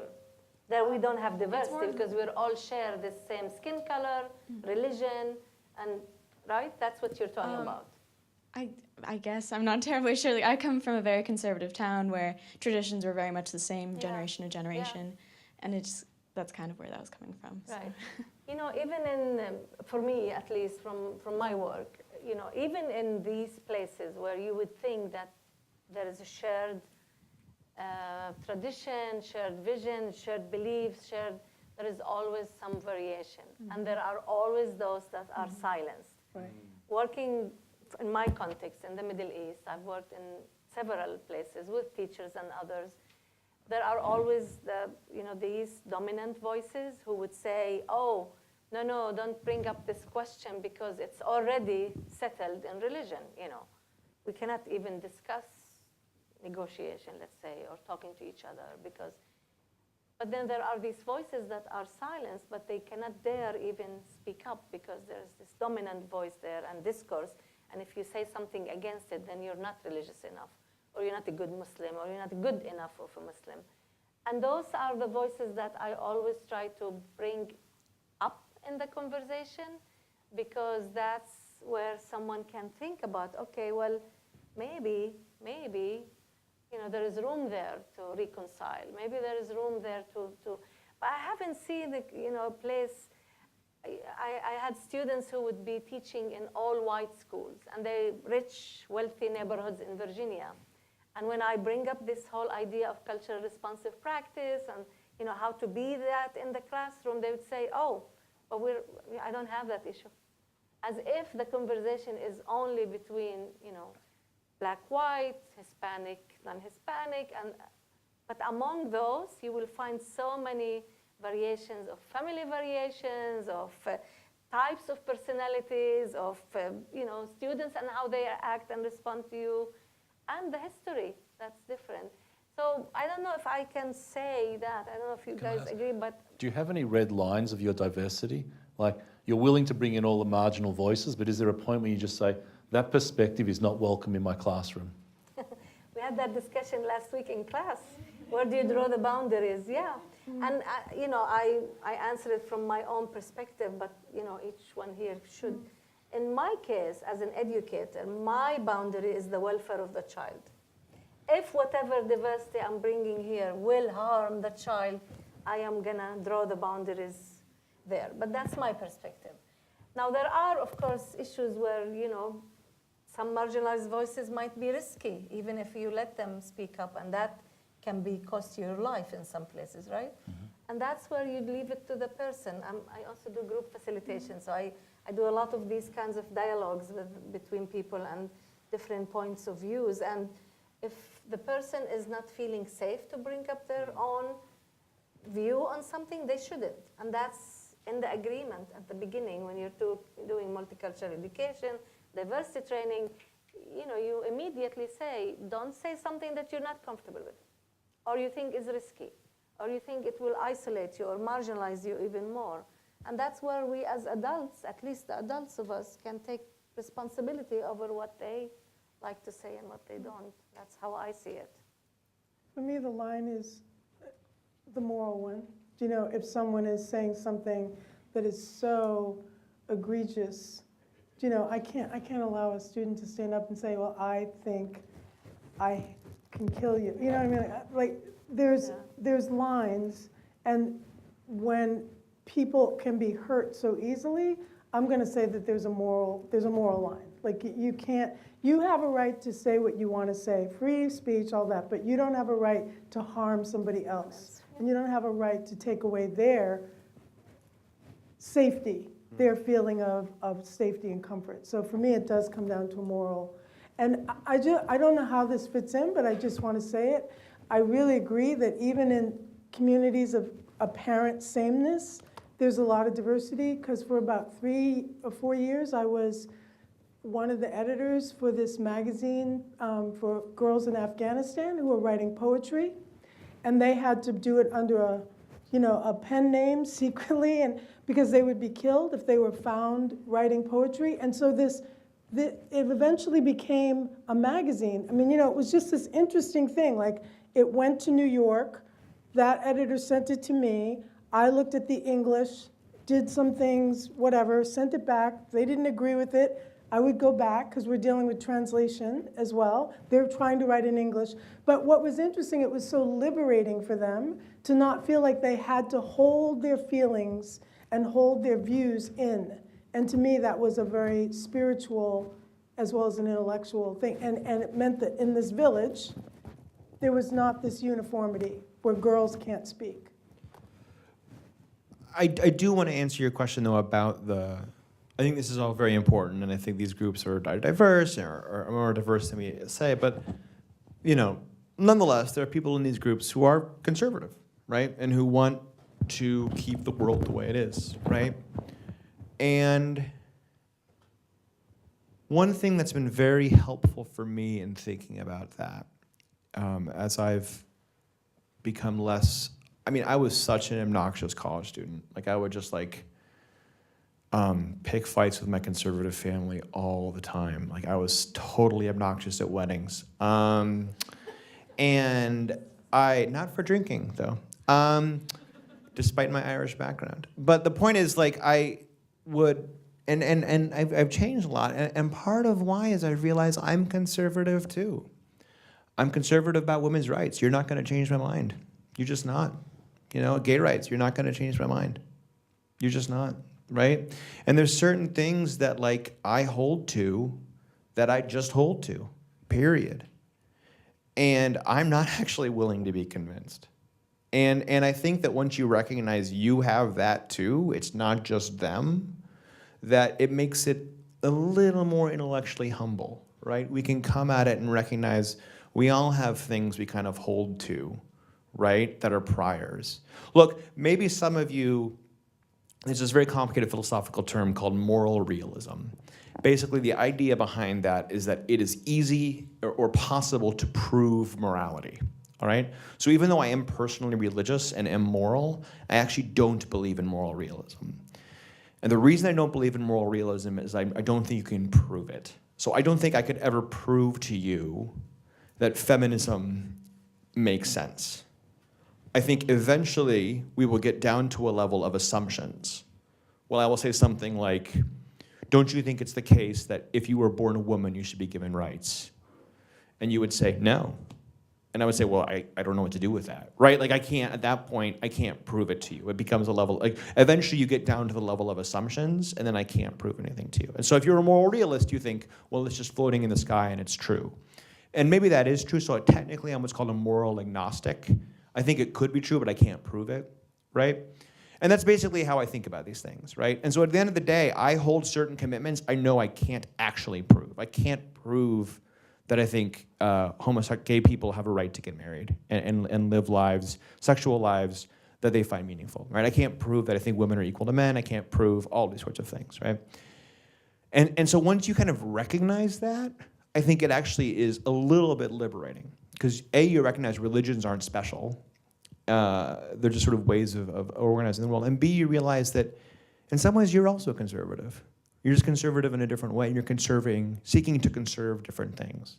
So the question is, what are all of us trying to conserve, right? We're all trying to conserve something. And But the racist who wants to kill me because my skin is a certain color is not trying to conserve.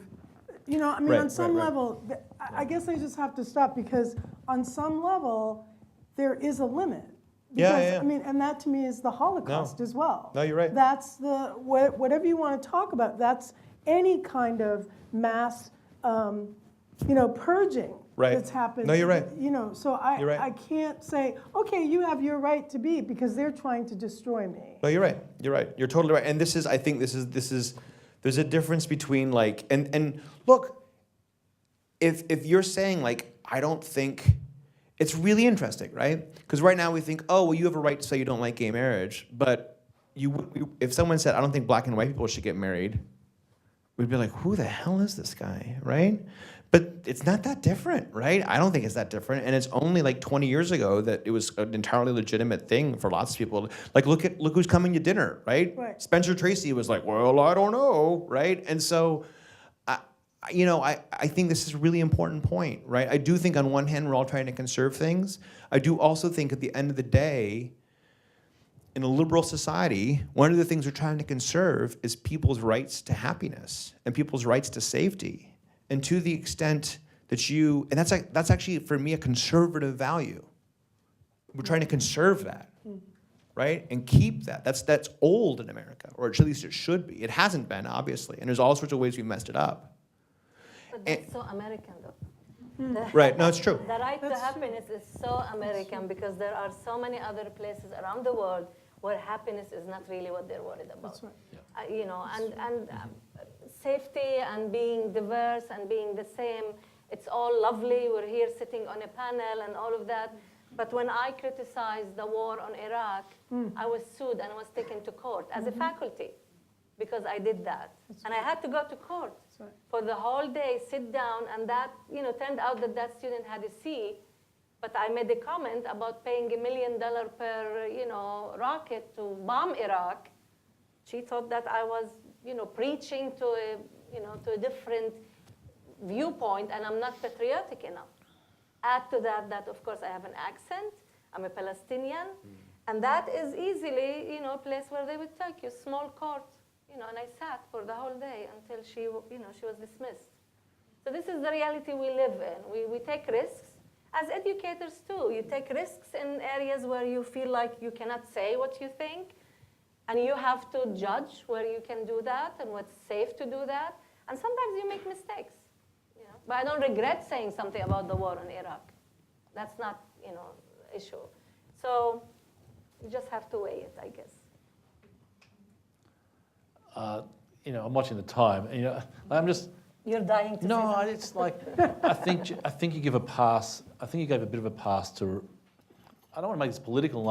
You just gave Republicans a big pass, and this is spoken as someone who the day after the election applied to become an American citizen, and I don't think what you're saying is totally honest, because for whatever reason, and we can talk about it afterwards over snack, diversity has become a value of liberal progressive Democrats, and the mainstream Conservative Party is not appreciating your distinction.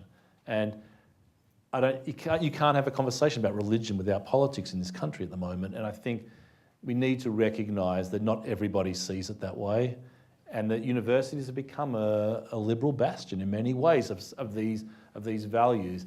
The fact that you own, like I looked at my Facebook friends, you know, I've got a lot of Facebook friends for a bizarre reason, and I think like 0.0% have different political views than I do. I mean, we live in our bubbles for a reason, and I just think that your question is, for the small town which you grew up in, it's a real question, and the university has not become the equaliser for that.